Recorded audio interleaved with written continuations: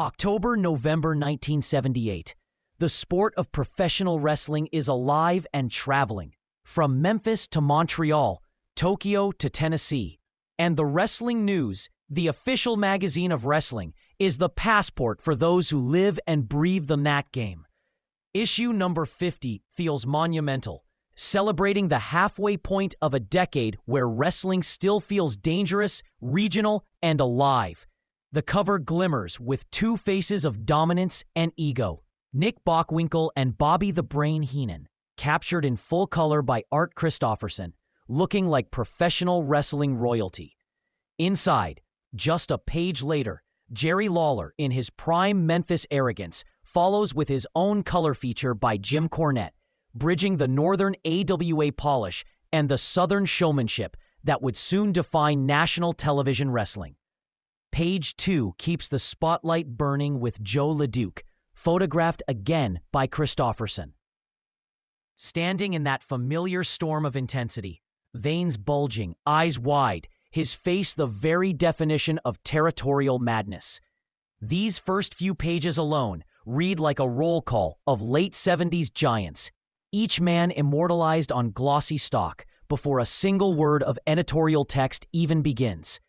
Then comes a relic of the pre-digital age, a message to subscribers of more than one edition. Publisher Norman Keatzer speaks directly to his readers. Fans juggling multiple regional issues, reminding them that alternating schedules and combined editions are a necessity to keep wrestling news coming coast to coast. It's a fascinating time capsule, a company trying to synchronize an entire country's wrestling fandom by mail. Then the heartbeat of every wrestling news issue, the area close-ups, compiled by James C. Melby, the historian's historian. This isn't gossip or hype. It's an atlas of the business. In Memphis, Lawler rules as Southern champion, working double duty with Austin Idol and battling the likes of the Bounty Hunters, Dennis Condrey and Phil Hickerson, who earned their own color centerfold pinup later in the issue. The piece recounts how the Memphis territory, run by Jerry Jarrett, remains a cauldron of feuds, the arena gates booming every Monday night. From there, Knoxville, Tennessee, gets a full spotlight later in the issue, a separate feature by Kathy Dowd, showing Ron Fuller's Southeastern Empire at its height. Dusty Garvin, Bob Armstrong, and the Southeastern heavyweight champion Boris Malenko define the scene. Keatzer's editorial voice throughout ties these local dispatches into a single narrative, that every small building, every crowd of 2,000, every flickering house light is part of something much bigger. Then George Paul Shire delivers the Fan Club Review, one of the most charming artifacts of the era. Real addresses, real fans, real newsletters.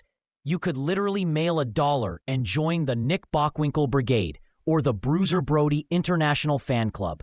Each club was a miniature fandom before the internet. Black and white photos, bulletins, and updates mailed monthly. For modern readers, it's a stunning look at a pre-digital network of connection, where pen pals replaced social media. Page 9 lists the Major League Wrestling champions, compiled without kayfabe cracks, just raw prestige. Harley Race, the NWA King. Bob Backlund, the pure wrestling champion of the WWF. Bockwinkel and Heenan's AWA Dynasty. Dick the Bruiser holding WWA Gold. A visual record of wrestling's four great pillars still standing independent. AWA, NWA, WWF, and the smaller WWA, each its own empire. Then comes Diane Devine's WFIA Convention 1978 report, capturing the Knoxville fan convention that gathered wrestlers, promoters, and hundreds of die-hard fans. Devine recounts Les Thatcher hosting, Ronnie Garvin receiving Wrestler of the Year, Condrey and Hickerson winning Tag Team of the Year, Joyce Grable as Girl Wrestler of the Year, and promoter Paul Boesch being honored for his integrity. The photographs by Napolitano show fans dressed to the nines, shaking hands with their heroes. It's a vivid piece of wrestling Americana, the pre-internet gathering of its truest believers. At mid-issue, publisher Norman H. Keatzer pens an editorial listing all WWWAA-approved publications.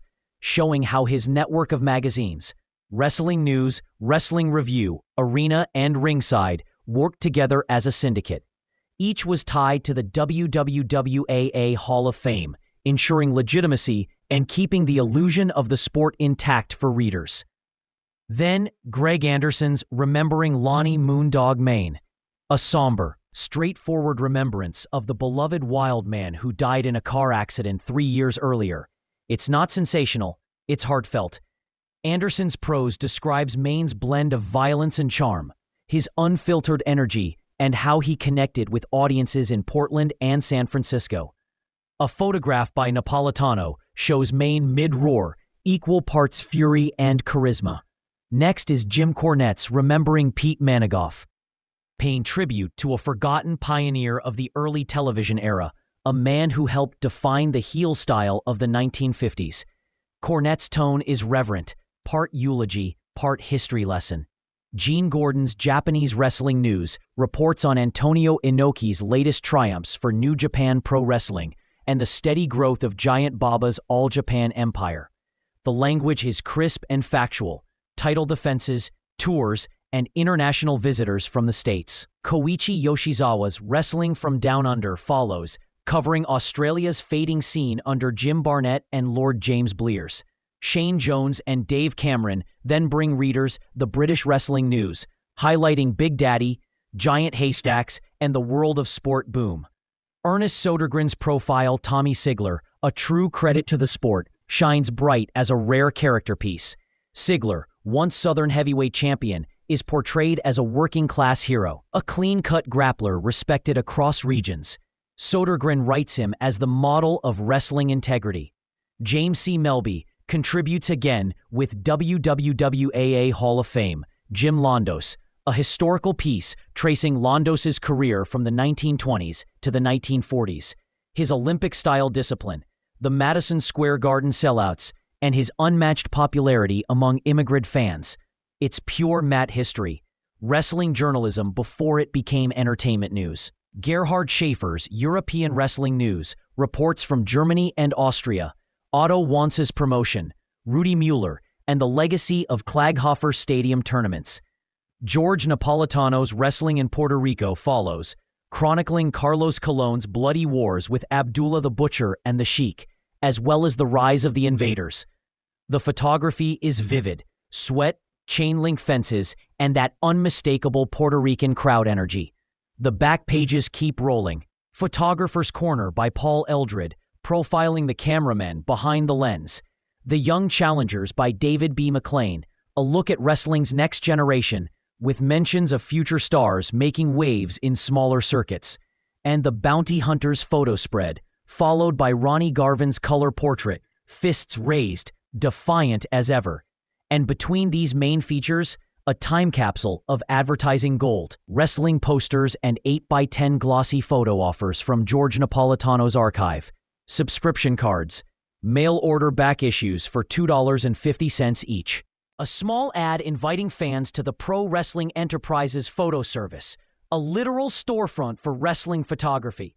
By the final page, you can feel the pulse of a business before cable TV changed it all.